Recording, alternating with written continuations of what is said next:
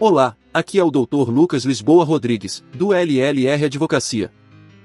Sua empresa tem um passivo tributário relevante, seja de ICMS, seja de tributos federais? O caixa está pressionado, os juros da dívida fiscal são altos, e para completar, uma cobrança administrativa ou uma inscrição em dívida ativa acaba de chegar. Essa é uma realidade para muitos gestores. Nesse cenário, surge uma pergunta estratégica fundamental: é possível utilizar um precatório, seja ele originário da sua própria empresa ou adquirido de um terceiro, para quitar ou, no mínimo, amortizar essa dívida tributária de forma segura, sem expor a empresa a riscos de autuação? A resposta, como quase tudo no direito tributário, é: depende. Mas, mais importante que isso, a resposta é construível. Ela depende diretamente do ente federativo com quem você tem a dívida, União, Estado ou município, da fase em que esse débito se encontra, e, crucialmente, da base legal que você irá aplicar para essa operação. Agir sem o devido enquadramento normativo é como navegar em águas desconhecidas sem um mapa. As consequências podem ser severas: a glosa, ou seja, a recusa da compensação pela autoridade fiscal, a aplicação de uma multa de ofício que pode variar de 75% a 150% sobre o valor do débito, a imposição de travas operacionais nos portais da Receita ou da Procuradoria e, o pior dos cenários, a nulidade total da operação se houver uma confusão entre os entes credor e devedor, como tentar pagar um tributo federal com um precatório estadual. Neste vídeo, vamos construir juntos esse mapa. Vamos mergulhar no fundamento jurídico da compensação com precatórios de forma objetiva, clara e estratégica, para que você, empresário ou gestor, possa tomar decisões informadas. Para entender o mecanismo, precisamos começar pela fundação, que é a Constituição Federal. O artigo 100 da nossa Constituição estabelece todo o regime de pagamento de débitos judiciais pela Fazenda Pública, os famosos precatórios. Essencialmente, um precatório é um reconhecimento formal de que o Estado lhe deve dinheiro. E, de forma muito relevante para nossa discussão, o parágrafo 13º desse mesmo artigo 100 admite expressamente a cessão do crédito, ou seja, a venda do precatório para um terceiro, desde que essa operação seja formalizada e devidamente comunicada ao tribunal competente. Descendo para a legislação infraconstitucional, encontramos o Código Tributário Nacional, o CTN, que é a espinha dorsal do nosso sistema. O artigo 156 do CTN lista as formas de extinção do crédito tributário. O que nos interessa aqui são dois incisos: o segundo, que prevê a compensação como uma forma válida de apagar uma dívida tributária, e o inciso 11º, que menciona a dação em pagamento com bens imóveis, mas que depende de uma lei específica autorizando. No entanto, o CTN também impõe barreiras de segurança. O artigo 170 é taxativo ao exigir a existência de uma lei específica, editada pelo ente federativo competente, para autorizar qualquer forma de compensação. Ou seja, não há compensação por analogia ou presunção. Somado a isso, o artigo 170A proíbe a compensação utilizando um crédito judicial antes que a decisão que o reconheceu transite em julgado, isto é, antes que se torne definitiva e imutável. Essa é uma trava para garantir a certeza e a liquidez do crédito que será usado. Agora, vamos focar na esfera federal. Para os tributos administrados pela Receita Federal, a Lei 9.430, de 1996, em seu artigo 74, é o nosso guia. Ela permite a compensação, realizada por meio do programa PERCOMP, mas com uma condição muito clara: o crédito utilizado deve ser do próprio contribuinte, líquido, certo e reconhecido por uma decisão judicial transitada em julgado. Quando a dívida já escalou e foi inscrita na dívida ativa da União, o cenário muda. Aqui, a legislação aplicável é a Lei 13.988, de 2020, com as importantes alterações trazidas pela Lei 14.375, de 2022. Essa é a chamada Lei da Transação Tributária, um marco que abriu portas para a negociação de débitos com a Procuradoria-Geral da Fazenda Nacional, PGFN. Ela admite, expressamente, a utilização de créditos para amortizar dívidas inscritas. E como isso funciona na prática? A regulamentação vem através de portarias. A Portaria PGFN 6.757, de 2022, detalha as modalidades de transação e estabelece as regras para o uso de precatórios federais. Ela define limites, a possibilidade de deságio, que é um desconto sobre o valor de face do precatório, e exige uma comprovação rigorosa da titularidade do crédito e da identidade de entes. O precatório deve ser federal para pagar um tributo federal. E quanto aos estados e municípios? A lógica do artigo 170 do CTN se aplica aqui com força total. A compensação de tributos como ICMS ou ISS com precatório só é viável se houver uma lei local, do respectivo estado ou município, que autorize essa operação. Muitos entes já possuem essa legislação, mas é indispensável uma verificação caso a caso, pois cada lei terá seus próprios regulamentos e condições.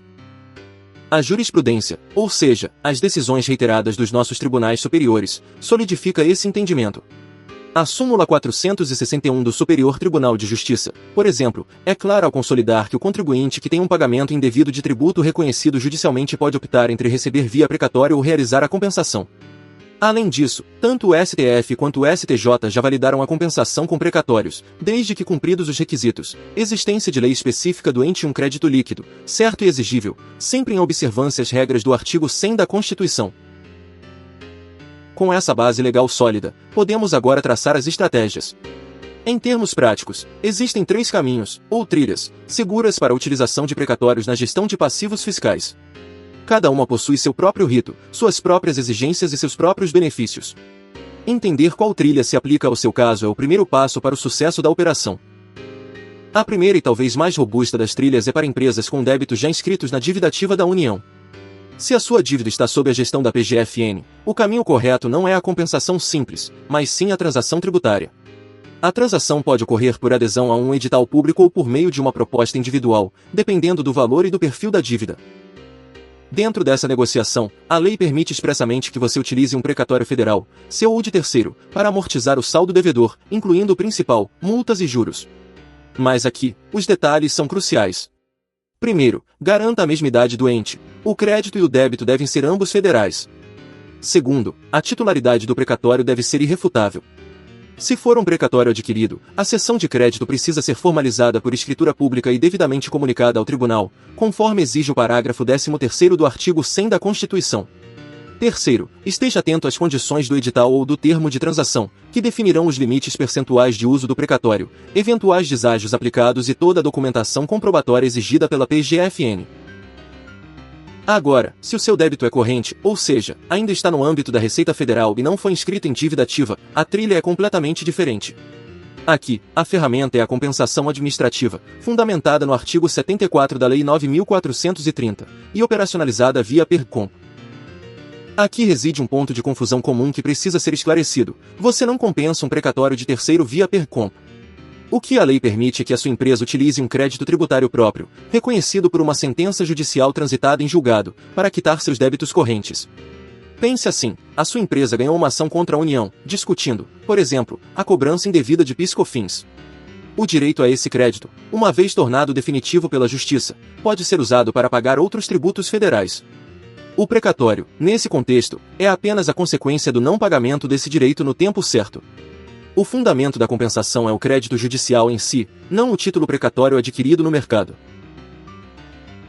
A terceira trilha é a dos débitos com estados e municípios, como o ICMS e o ISS.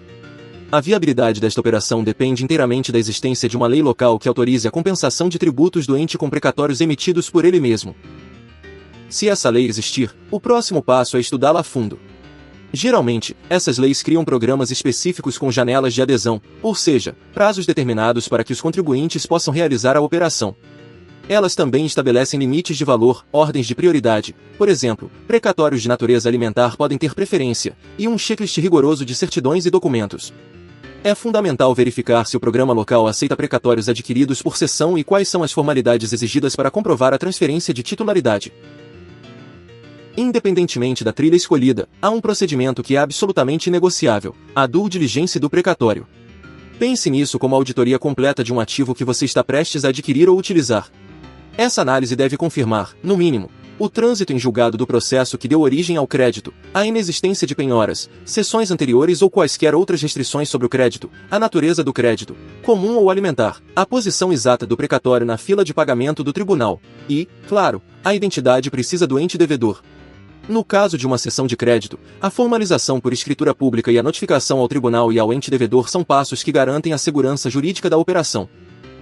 É preciso observar também alguns limites práticos que são universais.